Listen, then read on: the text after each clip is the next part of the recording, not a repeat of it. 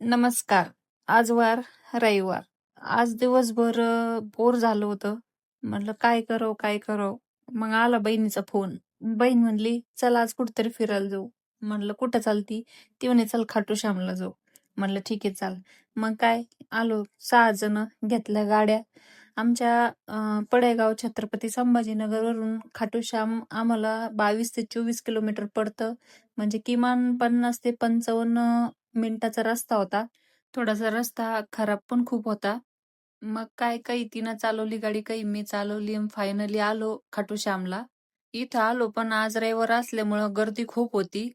विचार केला बाहेरून दर्शन घेऊ आणि चालल्या जाऊ.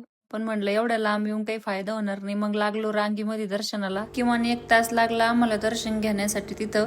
मग काय आला आमचा नंबर. तिथं मस्त अशी खाटू श्याम बाबाची मूर्ती होती. तिथं असं प्रसन्न वाटलं. एकदम छान वाटलं.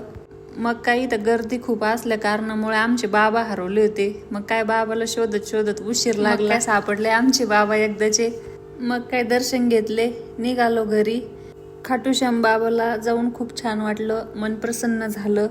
जे कोणी अजून नसन गेले तर नक्की जाऊन या आणि दर्शन घेऊन या. धन्यवाद.